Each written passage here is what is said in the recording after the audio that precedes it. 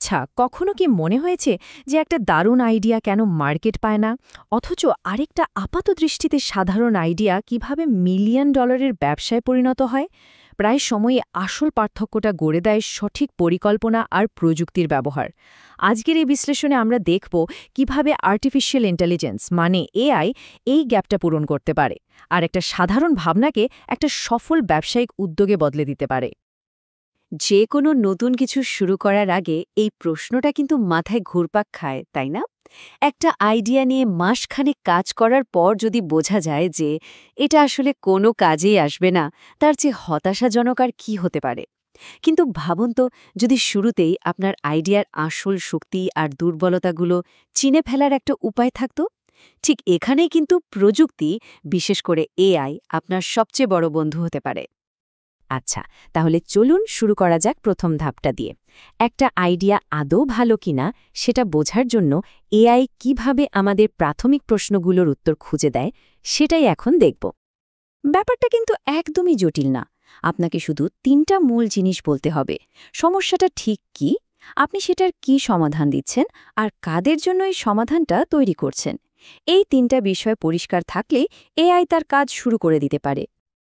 আর আসল ম্যাজিকটা শুরু হয় এখান থেকেই, যখন আপনার একটা বিমূর্ত ধারণা প্রথমবারের মতো একটা ডেটা ভিত্তিক নক্কর মূল্যায়ন পায়।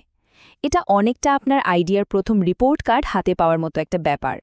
এআই মূলত 4টা জিনিস দেখে একটা প্রাথমিক স্কোর দেয়, যেমন আপনার আইডিয়াটা নিয়ে মানুষ কতটা আগ্রহী হবে বা কমিউনিটি তৈরি করা যাবে কিনা, আপনি যে সমস্যাটা সমাধান করছেন সেটা মানুষের জন্য কতটা জরুরি, আইডিয়াটাকে বাস্তবে রূপ দেওয়াটা কতটা কঠিন বা সহজ হবে, আর সবশেষে মার্কেটে আপনার প্রতিযোগী কারা আছে।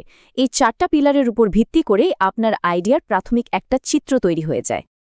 আর এই স্কোরটা দেখতে অনেকটা এরকম হয়। একটা সিম্পল চার্টের মাধ্যমে এক নজরে বুঝে ফেলা যায় কোথায় আপনার আইডিয়াটা শক্তিশালী আর কোথায় একটু কাজ করতে হবে, মানে কোন দিকগুলোতে আরও ফোকাস করে স্ট্র্যাটেজি বানাতে হবে, সেটার একটা পরিষ্কার ধারণা পাওয়া যায়। স্কোর তো পেলেন, কিন্তু গল্পটা এখানেই শেষ না, বরং এখান থেকেই শুরু আরও গভীরে যাওয়ার পালা। এআই এবার আপনার আইডিয়াটাকে নিয়ে একটা মূল বোনানো কৌশলগত পরিকল্পনা তৈরিতে সাহায্য করে। যেমন ধরুন সোয়াট অ্যানালিসিসের কথা। আমরা সবাই জানি এটা কতটা জরুরি, তাই না?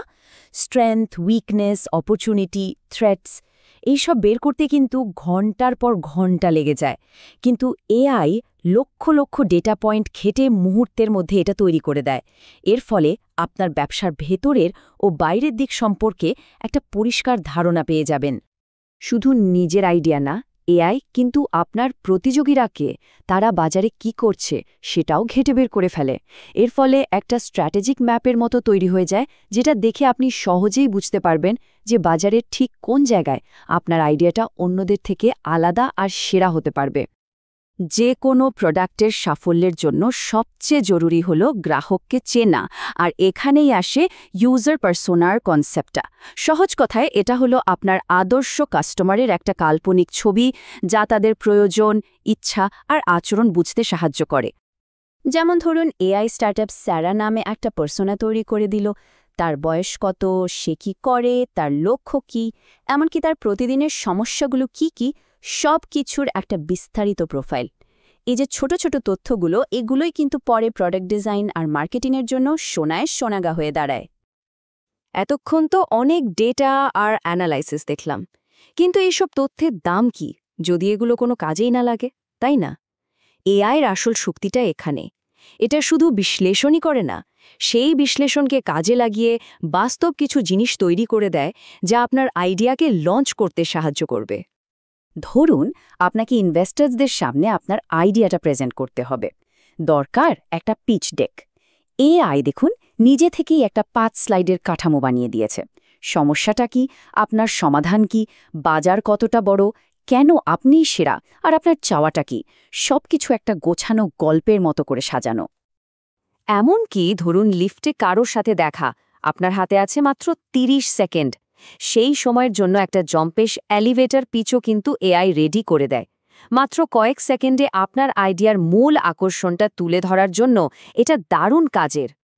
শুধু ইনভেস্টরদের জন্য না, আপনার কাস্টমারদের জন্যও তো কিছু লাগবে, তাই না? তো এআই প্রথম দিন থেকেই আপনার আইডিয়ার জন্য কথা বলতে শুরু করে দেয়। ছোটখাটো বিজ্ঞাপন, সোশ্যাল মিডিয়া পোস্ট বা ওয়েবসাইটের জন্য আকর্ষণীয় হেডলাইন এই সব কিছুও রেডি করে দিতে পারে। এতক্ষণে নিশ্চয় বুঝতে পারছেন, এটা আসলে শুধু একটা টুল না, এটা অনেকটা আপনার এআই পাওয়ার্ড কো-ফাউন্ডারের মতো, যে কিনা ডেটার উপর ভিত্তি করে নিরপেক্ষ সিদ্ধান্ত নিতে সাহায্য করে, যেখানে একজন মানুষ হিসেবে আমাদের হয়তো আবেগ বা ব্যক্তিগত পছন্দ অপছন্দ কাজ করতে পারত। আচ্ছা, যাদের মাথায় একসাথে অনেকগুলো আইডিয়া ঘুরে, তাদের জন্য তো এটা দারুণ একটা ব্যাপার। এআই আপনার সব আইডিয়াকে একসাথে বিশ্লেষণ করে একজন ভেঞ্চার ক্যাপিটালিস্টের মতো রিপোর্ট দেয়।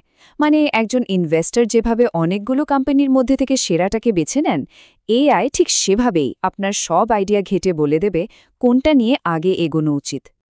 তাহলে শেষ পর্যন্ত প্রশ্নটা এটাই দাঁড়ায়, প্রযুক্তি যেভাবে আমাদের সাহায্য করতে এগিয়ে আসছে, তাতে আমরা কি এমন একটা সময়ের দিকে যাচ্ছি যেখানে প্রত্যেক উদ্ভাবকের পকেটে একজন আর্টিফিশিয়াল ইন্টেলিজেন্স কো-ফাউন্ডার থাকবে?